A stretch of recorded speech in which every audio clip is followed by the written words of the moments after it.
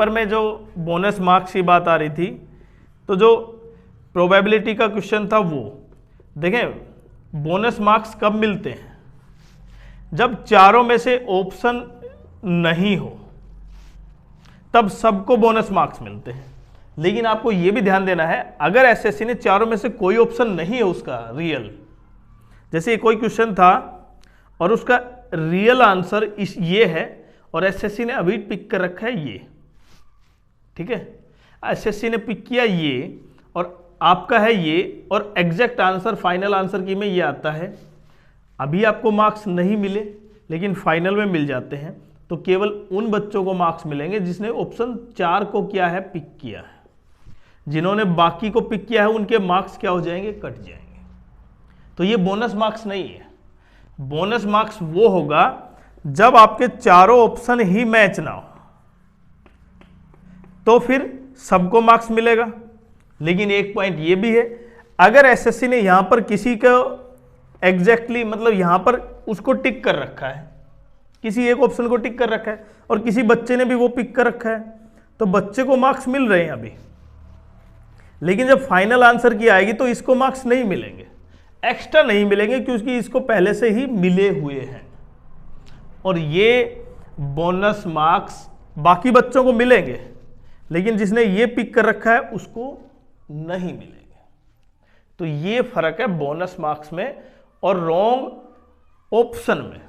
Hello students, तो आज का जो वीडियो है देखें, इसमें आपकी केवल फाइनल वैकेंसी कब तक आ सकती है, पोस्ट प्रेफरेंस कब तक आ सकता है, वो तो है ही, उसके साथ साथ आपका रिजल्ट भी कब तक आएगा, और सबसे इंपॉर्टेंट जितना एग्जाम पास करना है ना एसएससी सीजीएल मेंस, उतना ही इंपॉर्टेंट क्या है यहां पर पोस्ट प्रेफरेंस भरना। क्योंकि अगर आपने थोड़ी सी भी गलती कर दी, एक छोटी सी गलती कहीं ना कहीं आपको वो पोस्ट दिला देगी जो आप नहीं चाहते, या फिर वो जोन दिला देगी जो आप कभी नहीं करना चाहेंगे, और फिर कहीं ना कहीं दोबारा से एग्जाम देना पड़ेगा। मतलब जो सारी की सारी मेहनत है वो फिर से दोबारा स्टार्ट करनी होगी। इसीलिए कहीं ना कहीं मैंने देखा बताया भी था, पोस्ट प्रेफरेंस आपका जितना इंपॉर्टेंट एग्जाम है उतना ही इंपॉर्टेंट, मतलब उससे भी ज्यादा इंपॉर्टेंट है भाई ये पोस्ट प्रेफरेंस। क्योंकि मैंने बताया ना जो जो चीज गड़बड़ी, लेकिन अगर आप भी पोस्ट प्रेफरेंस बिल्कुल गाइडेंस चाहते हैं तो देखिए, हम जो भी पोस्ट प्रेफरेंस आपके लिए सुटेबल होगा वो पीडीएफ फॉर्म में आपको देंगे, और आप उसको बिल्कुल आसानी से, क्योंकि आपका पहला प्रेफरेंस का अर्थ ये है कि आप 100% वही चाहते हैं। अगर आप दूसरा प्रेफरेंस चाहते हैं, इसका मतलब वो ये नहीं है कि वो 90% है, बिल्कुल नहीं है। जो आप पहला ऑप्शन भरेंगे पोस्ट का, इसका मतलब आप वो 100% ही चाह रहे हैं। इसीलिए तुक्के लगाने की जरूरत नहीं है उसमें, आपको एग्जैक्टली पता कौन सा है और आपको मिलेगी कौन सी। अगर ये दो चीज अलग अलग है ना, मतलब आपके मार्क्स के बेसिस पर और आपने जो पोस्ट प्रेफरेंस भरा, अभी उन दोनों में कौन सी मिलनी चाहिए और मिलेगी कौन सी, ये सबसे इंपॉर्टेंट है। इसलिए आप ज्वाइन कर सकते हैं मेंबरशिप। तो आज देखें, फाइनल वैकेंसी कब तक आ सकती है।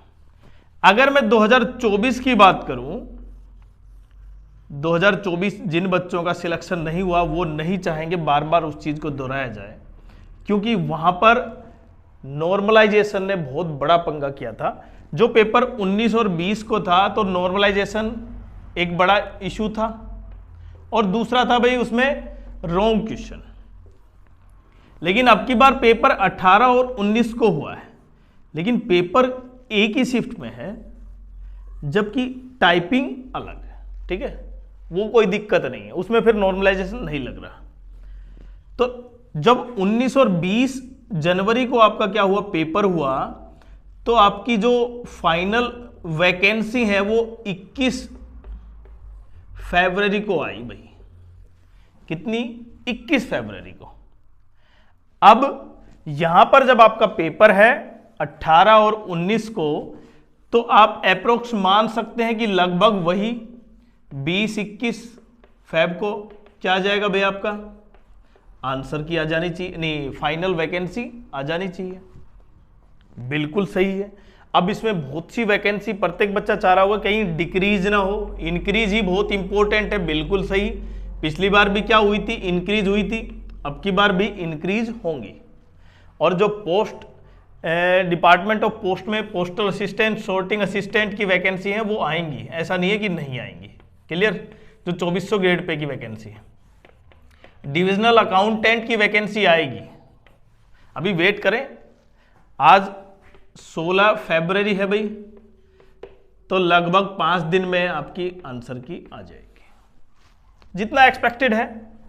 और आंसर की क्या बोल रहा हूं मैं, सॉरी भाई, बार बार फाइनल वैकेंसी आ जाएगी। और फाइनल वैकेंसी इसलिए भी इंपॉर्टेंट है कि उस जोन में फाइनल वैकेंसी है या नहीं है जो आप फिल करना चाह रहे हैं। तो ये दो चीज हैं, आप क्या चाहते हैं और आपको क्या मिलेगा, ये दो अलग अलग पहलू हैं भाई। चाहता तो हर कोई है 4600 ग्रेड पे मिले, 4200 ग्रेड पे मिले, लेकिन उसका जो पेपर है उसके बेसिस पर उसके मार्क्स मिले, उसके बेसिस पर क्या मिलेगा, उसको पोस्ट मिलेगी। लेकिन हम वही बात आ गई अब, तो क्या हम उसके मार्क्स जोड़ देंगे? बिल्कुल ऐसा नहीं है। बट कहीं ना कहीं आपकी पारदर्शिता ये रहेगी कि आपको पता है कि उतने मार्क्स हैं, तो फिर आपने वो फॉर्म क्यों भरना, मतलब वो पोस्ट क्यों भरनी जब आपको मिलेगी नहीं। ऐसा नहीं है कि तुक्के से कोई पोस्ट मिल जाएगी, बिल्कुल नहीं मिल सकती। यहां पर आप समझ पा रहे हैं कि आपके मार्क्स 2400 ग्रेड पे हैं, इसके लायक हैं, और आप चाह रहे हैं कि 4600 ग्रेड पे मिल जाए, ऐसा पॉसिबल नहीं। लेकिन अभी सबसे इंपॉर्टेंट ये है, जो फाइनल वैकेंसी आएगी उसके बाद पोस्ट प्रेफरेंस फॉर्म आएगा। और पोस्ट प्रेफरेंस फॉर्म 2024 के बेसिस पे बात करूं मैं, क्या था भाई, 2024 पे 22 फैब से 27 फैब तक था भाई, 22 से 27 के बीच, लेकिन उसको एक्सटेंड कर दिया था भाई 2 मार्च तक। मतलब जनरली कितने दिन हुए, 6 दिन 7 दिन हुए, तो 6 दिन 7 दिन बिल्कुल। अब दूसरा पॉइंट इंपॉर्टेंट है, क्या आप पोस्ट प्रेफरेंस फॉर्म को एडिट कर सकते हैं? बिल्कुल एडिट कर सकते हैं। आप चाहे उसको कितनी बार भी एडिट करें, चाहे 3 बार 4 बार 10 बार एडिट कर सकते हैं, जब तक कि फाइनल डेट है तब तक। मतलब जो टाइमलाइन दिया हुआ है उसके बीच में, जैसे ही टाइम कंप्लीट हुआ फिर उसके बाद उसको आप ओपन नहीं कर सकते।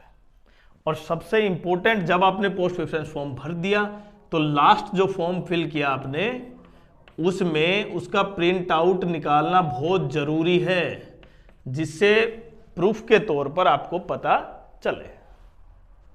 तो यही मैं कहना चाह रहा हूं कि पोस्ट प्रेफरेंस जो लगभग नेक्स्ट डे से स्टार्ट हो गया था, तो अब की बार भी वही लगभग आप मान सकते हैं 22-23 को कहीं ना कहीं पोस्ट प्रेफरेंस आ जाएगा, फैब के आसपास।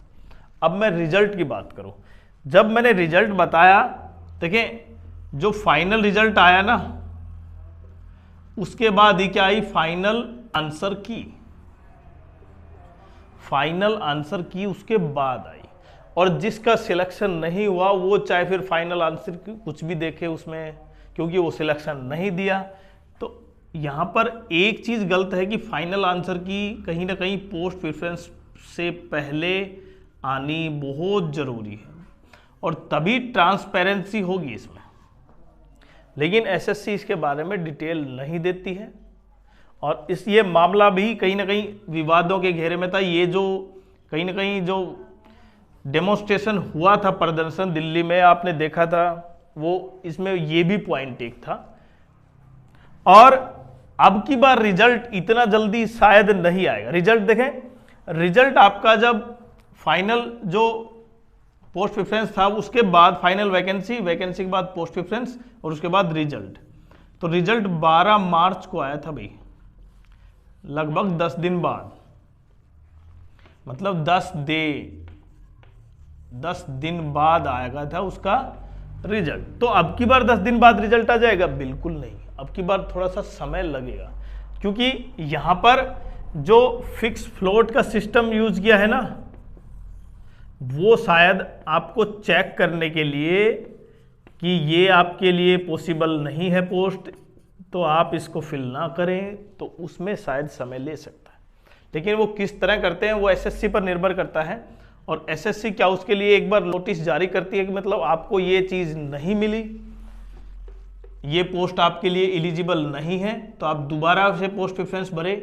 ये इंपॉर्टेंट है, फाइनल रिजल्ट से पहले कहीं ना कहीं ये चीज़ निकालना इंपॉर्टेंट। तो अब सबसे इंपॉर्टेंट ये रह जाता है कि प्रत्येक बच्चे का जहां पर विषय है वो है कंप्यूटर में बोनस मार्क्स, और जो बच्चों की जो कहीं ना कहीं देखें, जो मैथ्स में या पेपर में जो बोनस मार्क्स की बात आ रही थी, तो जो प्रोबेबिलिटी का क्वेश्चन था वो देखें, बोनस मार्क्स कब मिलते हैं? जब चारों में से ऑप्शन नहीं हो, तब सबको बोनस मार्क्स मिलते हैं। लेकिन आपको यह भी ध्यान देना है, अगर एसएससी ने चारों में से कोई ऑप्शन नहीं है उसका रियल, जैसे कोई क्वेश्चन था और उसका रियल आंसर इस ये है और एसएससी ने अभी पिक कर रखा है ये, ठीक है, एसएससी ने पिक किया ये और आपका है ये, और एग्जैक्ट आंसर फाइनल आंसर की में ये आता है, अभी आपको मार्क्स नहीं मिले लेकिन फाइनल में मिल जाते हैं, तो केवल उन बच्चों को मार्क्स मिलेंगे जिसने ऑप्शन 4 को क्या है, पिक किया है। जिन्होंने बाकी को पिक किया है उनके मार्क्स क्या हो जाएंगे, कट जाएंगे। तो ये बोनस मार्क्स नहीं है। बोनस मार्क्स वो होगा जब आपके चारों ऑप्शन ही मैच ना हो, तो फिर सबको मार्क्स मिलेगा। लेकिन एक पॉइंट ये भी है, अगर एसएससी ने यहां पर किसी को एग्जैक्टली मतलब यहां पर उसको टिक कर रखा है, किसी एक ऑप्शन को टिक कर रखा है और किसी बच्चे ने भी वो पिक कर रखा है, तो बच्चे को मार्क्स मिल रहे हैं अभी, लेकिन जब फाइनल आंसर की आएगी तो इसको मार्क्स नहीं मिलेंगे, एक्स्ट्रा नहीं मिलेंगे, क्योंकि इसको पहले से ही मिले हुए हैं। और ये बोनस मार्क्स बाकी बच्चों को मिलेंगे, लेकिन जिसने ये पिक कर रखा है उसको नहीं मिलेंगे। तो ये फर्क है बोनस मार्क्स में और रॉन्ग ऑप्शन में। अब ये एक इंपैक्ट करेगा, लेकिन उससे सबसे ज्यादा इंपैक्ट कौन सा करेगा भाई, कंप्यूटर बोनस देगा या नहीं देगा। और सबसे बड़ा पॉइंट ये है कि क्या कंप्यूटर में जो सीपीटी के लिए कट ऑफ डिसाइड कर रखी है यूआर में 27, बाकी में अलग अलग, क्या एसएससी उसको ही डाउन कर सकती है, ये बड़ा पॉइंट है। अगर बोनस नहीं देती तो क्या इसको डाउन करती है, ये एक मेन पॉइंट है प्रत्येक बच्चे का। क्या एसएससी को इसका डाउन करना चाहिए, तो आप जरूर कमेंट्स करें।